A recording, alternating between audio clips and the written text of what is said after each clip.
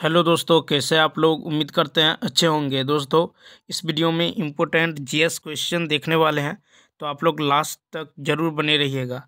ये सभी competitive exams के लिए महत्वपूर्ण रहने वाला है। तो चलिए देखते हैं क्वेश्चन नंबर फर्स्ट से। देखिए, क्वेश्चन नंबर फर्स्ट है कि विश्व स्वास्थ्य संगठन यानी WHO का मुख्यालय कहाँ है, यानी where is the headquarters of World Health Organization. A option है जेनेवा, बी ऑप्शन है न्यूयॉर्क, सी ऑप्शन है इटली और डी है नन ऑफ दीज। तो इसका जो राइट आंसर होगा ये होगा ए ऑप्शन यानी जेनेवा। ठीक है, तो याद रखना है कि विश्व स्वास्थ्य संगठन यानी WHO का मुख्यालय है जेनेवा में। ठीक है, जेनेवा। तो इसका ए ऑप्शन क्या होगा, राइट होगा। अब चलिए देखते हैं नेक्स्ट पेज में इससे रिलेटेड फैक्ट। तो चलिए देखते हैं। अब देखिए यहाँ पे देखेंगे WHO।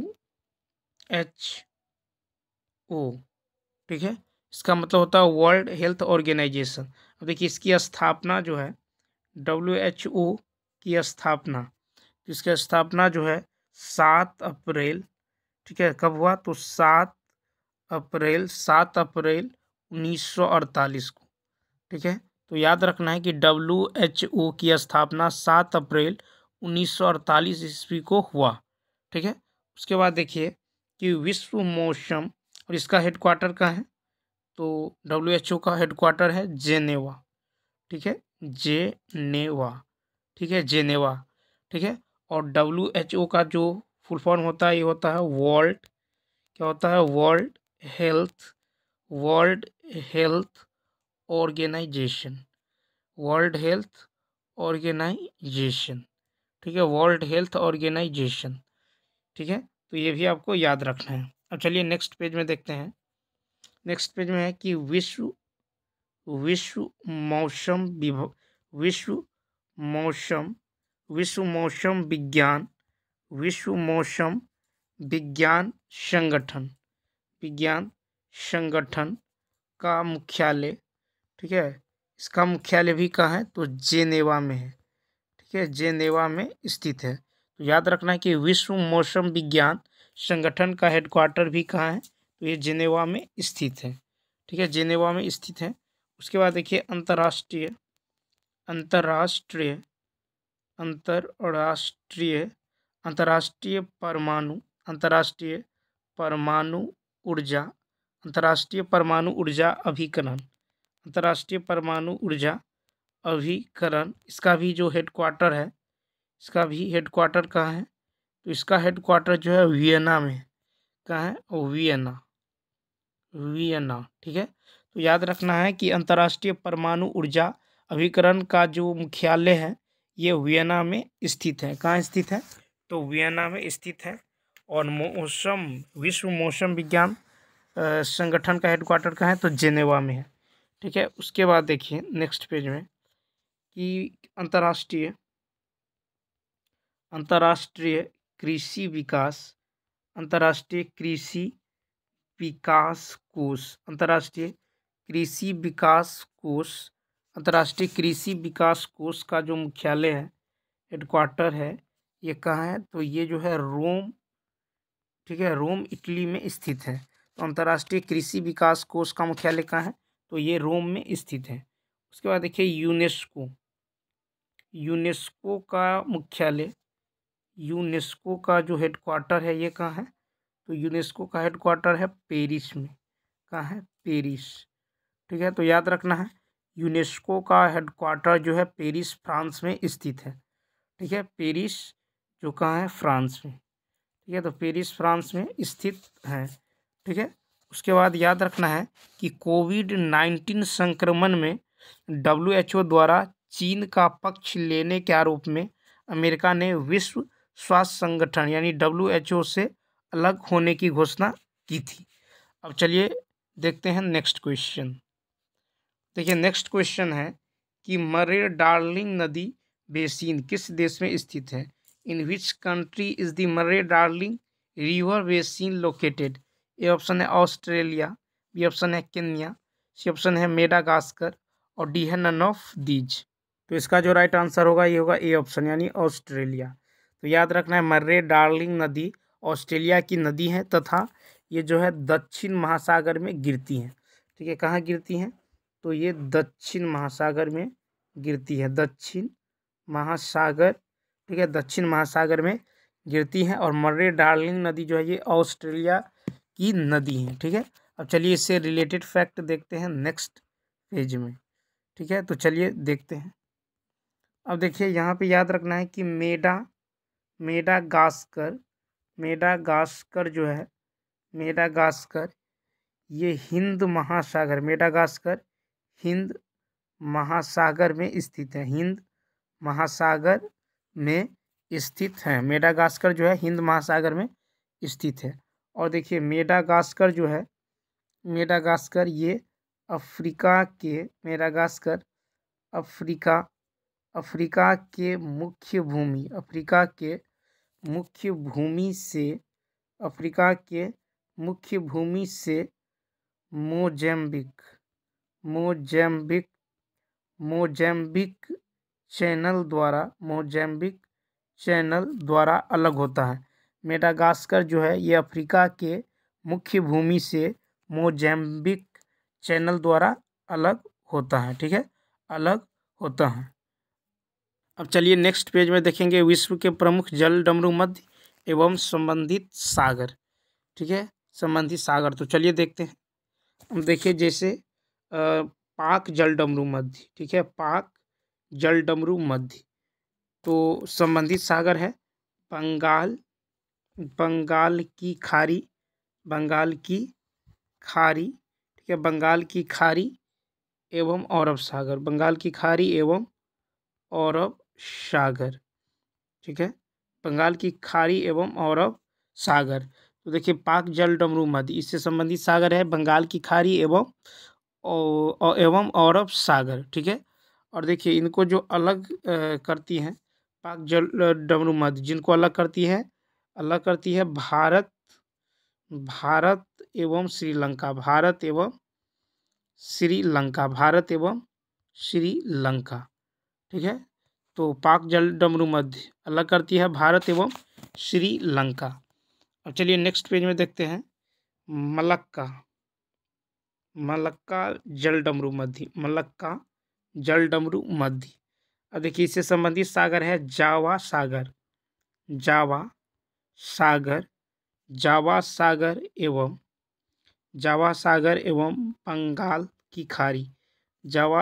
एवं बंगाल की खाड़ी, ठीक है। तो जावा सागर एवं बंगाल की खाड़ी ये संबंधित सागर है मक्का जल डमरू मध्य का, ठीक है।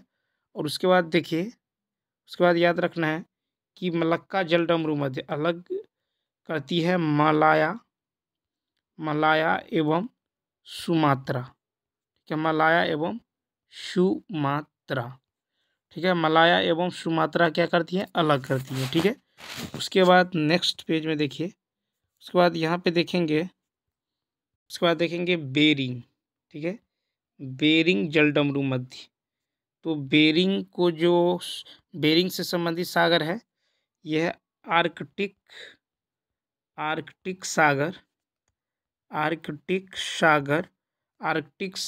एवं बेरिंग सागर, आर्कटिक सागर एवं बेरिंग सागर, ठीक है। और देखिए बेरिंग सागर इसको जो अलग करती है, ये करती है रूस एवं अलास्का, ठीक है, रूस एवं अलास्का, ये जो है बेरिंग जल डमरू मध्य को क्या करती है, अलग करती है, रूस एवं अलास्का, ठीक है। उसके बाद अब चलिए देखते हैं नेक्स्ट क्वेश्चन। तो नेक्स्ट क्वेश्चन है कि बैडमिंटन का नेट जमीन से कितनी ऊंचाई पर रहता है, at what height from the ground is the badminton net. ये ऑप्शन है 1.01 मीटर, बी है 1.73 मीटर, सी है 1.55 मीटर और डी है नन ऑफ दीज। तो इसका जो राइट आंसर होगा ये होगा सी ऑप्शन, यानी 1.55 मीटर। तो याद रखना बैडमिंटन का नेट जो है ये ज़मीन से 1.55 मीटर की ऊंचाई पर रहता है, ठीक है। अब चलिए इससे रिलेटेड फैक्ट देखते हैं नेक्स्ट पेज में। तो यहाँ पे देखेंगे कि बैडमिंटन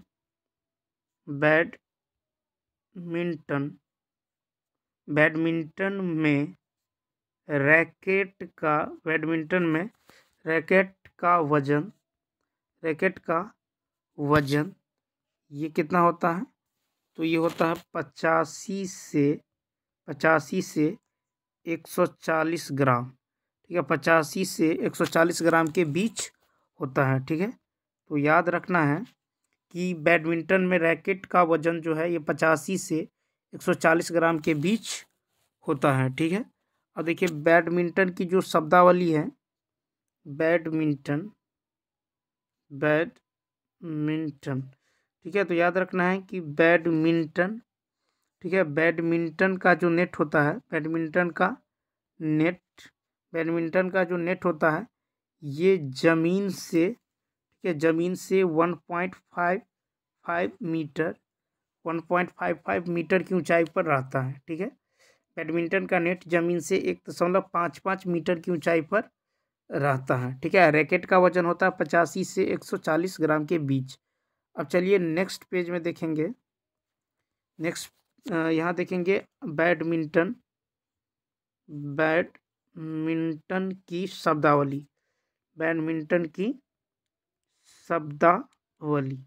ठीक है, बैडमिंटन की शब्दावली। तो बैडमिंटन की शब्दावली क्या है?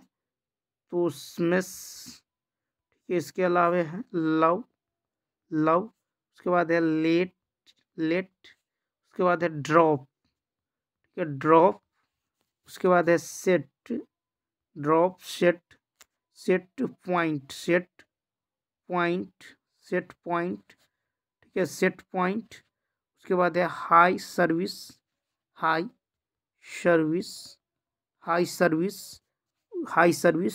आदि। तो याद रखना बैडमिंटन की जो शब्दावली है ये इसमें से है love, let, drop, set point, उसके बाद है हाई सर्विस। ये सब बैडमिंटन की क्या है? शब्दावली। अब नेक्स्ट पेज में देखिए कि आधुनिक गोल्फ खेल की जो शुरुआत है, आधुनिक गोल्फ खेल की शुरुआत जो है, ये जो है स्कॉटलैंड में हुई। कहाँ हुई? स्कॉटलैंड। तो याद रखना है कि आधुनिक गोल्फ खेल की शुरुआत जो है ये स्कॉटलैंड में हुई। ठीक है, उसके बाद याद रखना है कि टी गोल्फ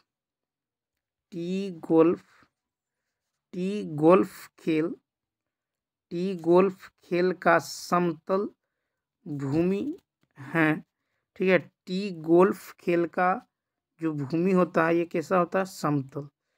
ठीक है, समतल। ठीक है, तो टी गोल्फ खेल का भूमि समतल है जहां से पहला शॉट लगाया जाता है। ठीक है, जहां से पहला शॉट लगाया जाता है। ठीक है, अब चलिए देखते हैं नेक्स्ट क्वेश्चन। देखिए नेक्स्ट क्वेश्चन है कि संसार में सबसे बड़ा डेल्टा बनाती है, यानी from the largest delta in the world. A option है अमेजन, बी है वोल्गा, सी है यांगजी और डी है नन ऑफ दीज। ठीक है, और डी है नन ऑफ दीज। तो देखिए कि संसार में सबसे बड़ा डेल्टा गंगा नदी बनाती है। ठीक है, गंगा नदी बनाती है, तो इसका डी ऑप्शन क्या होगा? राइट होगा। ठीक है, सबसे बड़ा डेल्टा जो है ये गंगा रिवर, ठीक है, गंगा नदी जो है बनाती है। ठीक है, उसके बाद चलिए नेक्स्ट पेज में देखते हैं कि सुंदरवन का डेल्टा, सुंदरवन का डेल्टा विश्व का सबसे बड़ी डेल्टा है। तो याद रखना है सुंदरवन का डेल्टा विश्व का सबसे बड़ी डेल्टा है। उसके बाद देखिए डेल्टा का वजन, डेल्टा का आकार जो है प्रायः, डेल्टा का आकार प्रायः त्रिभुजाकार होता है। डेल्टा का जो आकार होता है ये कैसा होता है? त्रिभुजाकार। ठीक है, त्रिभुजाकार। तो याद रखना है कि सुंदरवन का डेल्टा विश्व का सबसे बड़ी डेल्टा है और डेल्टा का आकार प्रायः त्रिभुजाकार होता है। ठीक है, उसके बाद देखिए कि वृद्धावस्था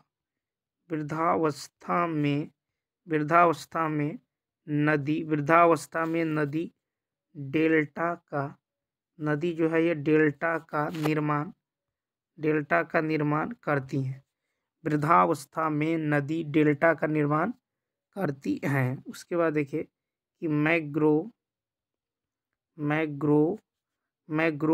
वन जो है ये सुंदर वन को कहते हैं। ठीक है, मैग्रोव वन ये सुंदर वन को कहते हैं। मैग्रोव वन सुंदर वन को कहते हैं और वृद्धावस्था में नदी डेल्टा का निर्माण जो है करती हैं। ठीक है, उसके बाद देखिए कि संसार में सबसे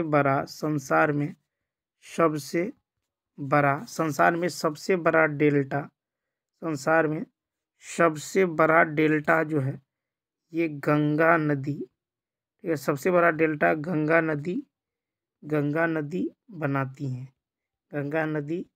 बनाती है। तो याद रखना है संसार में सबसे बड़ा डेल्टा जो है ये गंगा नदी बनाती है। ठीक है, इतने बातों को याद रखना है। अब चलिए देखते हैं नेक्स्ट क्वेश्चन।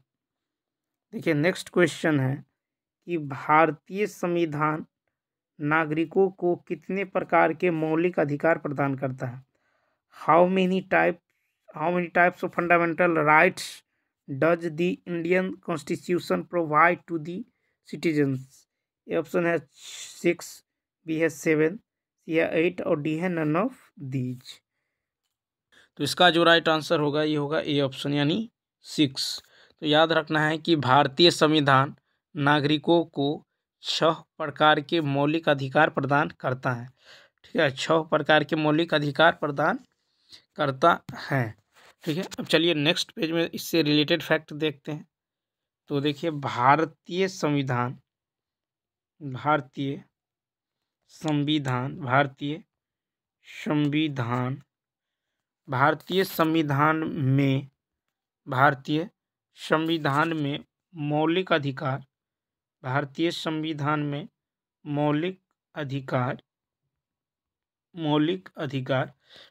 संविधान में मौलिक अधिकार को जो है संयुक्त राज्य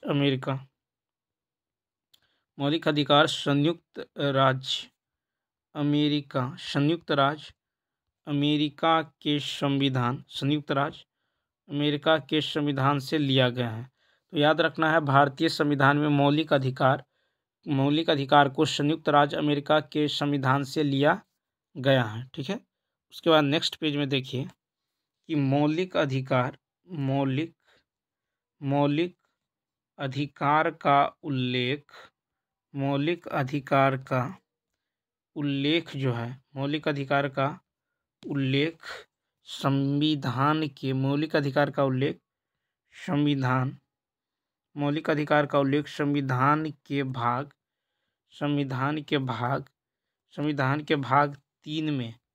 संविधान के भाग 3 में अनुच्छेद 12 से 35 तक है। ठीक है, तो याद रखना है कि मौलिक अधिकार का उल्लेख संविधान के भाग 3 में अनुच्छेद 12 से अनुच्छेद 35 तक है। ठीक है, उसके बाद चलिए नेक्स्ट पेज में देखते हैं कि संविधान के भाग 3 को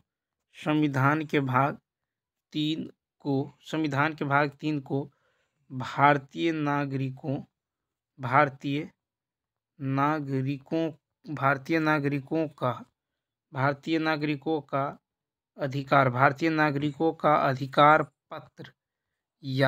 नागरिकों का अधिकार पत्र या मैग्ना कार्टा भी कहा जाता है। तो याद रखना है संविधान के भाग 3 को भारतीय नागरिकों का अधिकार पत्र या मैग्ना कार्टा भी कहा जाता है। उसके बाद नेक्स्ट पेज में यहाँ पे देखेंगे मूल अधिकार, मूल अधिकार, मूल अधिकार वर्तमान में, मूल अधिकार वर्तमान में, मूल अधिकार जो है वर्तमान में 6 है। मूल अधिकार वर्तमान में 6 है, क्योंकि 6 है क्योंकि 44वें संविधान संशोधन अधिनियम 1978, ठीक है, अधिनियम 1978 के द्वारा संपत्ति के अधिकार, ठीक है, जो अनुच्छेद 31 में था, को मौलिक अधिकार की सूची से हटाकर कानूनी अधिकार, ठीक है, कानूनी अधिकार के रूप में रखा गया है, जो अनुच्छेद 300, ठीक है, जो अनुच्छेद 300 क के रूप में जो है रखा गया है। तो याद रखना है कि मूल अधिकार वर्तमान में 6 है, क्योंकि 44वें संविधान संशोधन अधिनियम 1978 द्वारा संपत्ति के अधिकार, जो अनुच्छेद 31 में था, को मौलिक अधिकार की सूची से हटाकर उसे कानूनी अधिकार अनुच्छेद 300A के रूप में रखा गया है, ठीक है, रखा गया है। उसके बाद देखिए कि अनुच्छेद 19F जो संपत्ति के स्वतंत्रता से संबंधित था, उसे भी मौलिक अधिकार से हटा दिया गया है, ठीक है। अब चलिए देखते हैं नेक्स्ट क्वेश्चन। देखिए नेक्स्ट क्वेश्चन है कि दुनिया की सबसे महंगी करेंसी कौन सी है? Which is the most expensive currency in the world? A option है कुवैती दिनार, बी है डॉलर, या ओमानी रियाल, और डी है नन ऑफ दीज, ठीक है, और डी है नन ऑफ दीज। तो देखिए दुनिया की सबसे महंगी जो है करेंसी ये कुवैती दिनार है। क्या है? कुवैती दिनार। तो इसका ए ऑप्शन क्या होगा? राइट होगा। तो देखिए जुलाई 2023 के अनुसार, जुलाई 2023, तो जुलाई 2023 के अनुसार एक कुवैती दिनार, ठीक है, भारत के 267.36 रुपये के बराबर था, ठीक है, 36 रुपये के बराबर था, ठीक है। उसके बाद देखिए नेक्स्ट पेज में देखते हैं कि नेक्स्ट पेज में बहरैनी दिनार जो है, बहरैनी दिनार ये बहरीन की मुद्रा है, ठीक है, ये जो है बहरीन की मुद्रा है, बहरीन, ठीक है, बहरीन की क्या है? तो ये मुद्रा है, ठीक है, क्या है? बहरीन दिनार जो है ये बहरीन की मुद्रा है, ठीक है, बहरीन की मुद्रा है। तो याद रखना है बहरैनी दिनार जो है ये बहरीन की मुद्रा है। उसके बाद देखिए, उसके बाद है कि मनामा जो है, मनामा ये बहरीन की राजधानी, ठीक है, मनामा बहरीन की कैपिटल, ठीक है, मनामा जो है बहरीन की कैपिटल व प्रमुख नगर तथा पतन है, ठीक है। उसके बाद देखिए कि ओमानी जो है, ओमानी रियाल जो है ये ओमान की ये जो है ओमान की मुद्रा है, ओमान की मुद्रा है, ठीक है। तो याद रखना है जो है ओमानी रियाल जो है ये ओमान की क्या है? मुद्रा है, ओमान की क्या है? मुद्रा है, ठीक है। उसके बाद देखिए कुवैती वर्ष जो है 1961 ईस्वी में स्वतंत्र देश बना। तो याद रखना है कुवैत जो है वर्ष 1961 ईस्वी में स्वतंत्र देश बना, ठीक है, स्वतंत्र देश बना। उसके बाद देखिए कि ओमान की राजधानी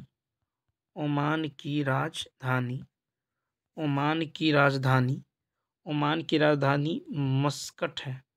ओमान की जो राजधानी है ये कहाँ है? तो मस्कट। तो याद रखना है ओमान की राजधानी जो है ये मस्कट है, ठीक है, ओमान की राजधानी कहाँ है? तो मस्कट है। ठीक है, अब चलिए देखते हैं नेक्स्ट क्वेश्चन। देखिए नेक्स्ट क्वेश्चन है कि हाल ही में विश्व सामाजिक न्याय दिवस कब मनाया गया है? When has World Social Justice Day been celebrated recently? ये ऑप्शन है 20 फरवरी, सी है 12 फरवरी, सी है 14 फरवरी और डी है नन ऑफ दीज।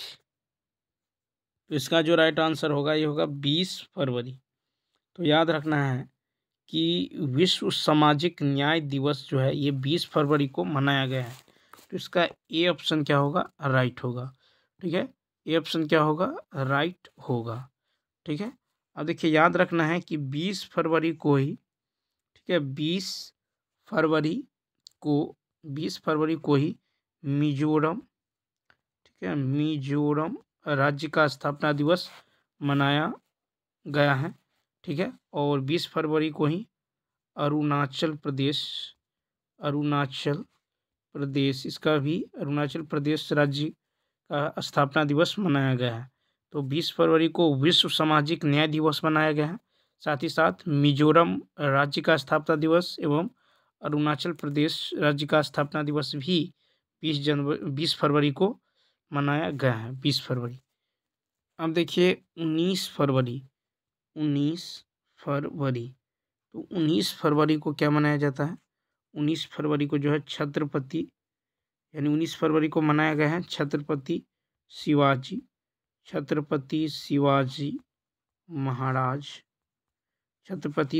महाराज की जयंती। ठीक है, जयंती। तो याद रखना है 19 फरवरी को क्या मनाया गया है? तो छत्रपति शिवाजी महाराज की जयंती जो है ये 19 फरवरी को मनाई गई है। ठीक है, और 394वीं जयंती मनाई गई है। ठीक है, ये भी याद रखना है। ठीक है, और छत्रपति शिवाजी महाराज की जो ये जन्म है ये हुआ था 1630 ईस्वी में। ठीक है, 1630 ईस्वी में हुआ था। उसके बाद देखिए, उसके बाद है कि 18 फरवरी। तो 18 फरवरी को जो है 18 फरवरी को क्या मनाया गया है? तो विश्व व्हेल दिवस।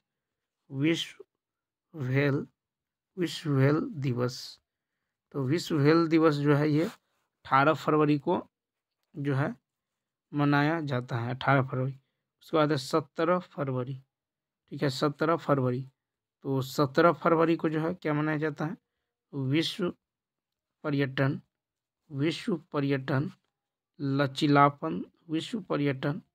लचीलापन दिवस। ठीक है, तो याद रखना है उस 17 फरवरी को जो है विश्व पर्यटन लचीलापन दिवस जो है मनाया गया है। ठीक है, 15 फरवरी को जो है क्या मनाया गया है? 15 फरवरी। तो 15 फरवरी को जो है अंतर्राष्ट्रीय बाल कैंसर दिवस। अंतर्राष्ट्रीय बाल कैंसर दिवस 15 फरवरी को। ठीक है, उसके बाद देखिए 14 फरवरी। तो 14 फरवरी को क्या मनाया गया है? 14 फरवरी को जो है ये जन्मजात हृदय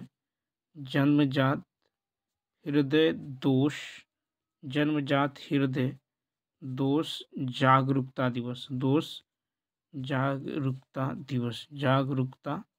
दिवस। ठीक है, तो याद रखना है 14 फरवरी को क्या मनाया गया है?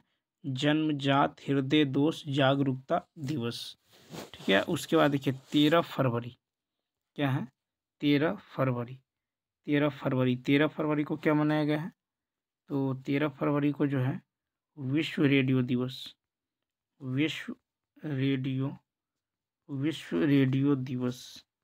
ठीक है, तो विश्व रेडियो दिवस जो है ये 13 फरवरी को जो है मनाया गया है। ठीक है, 13 फरवरी को। ठीक है, पहला विश्व रेडियो दिवस ये जो है 2012 में मनाया गया है। ठीक है, 2012।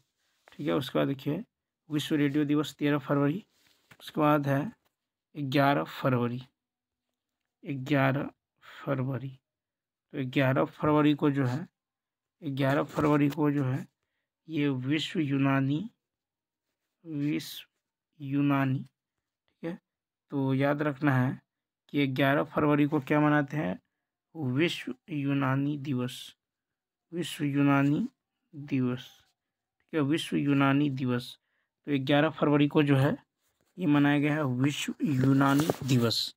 तो चलिए दोस्तों, इस वीडियो में इतना ही। यदि यह वीडियो अच्छा लगा हो तो लाइक, शेयर और सब्सक्राइब करना ना भूलें। तो चलिए मिलते हैं नेक्स्ट वीडियो में। Thanks for watching.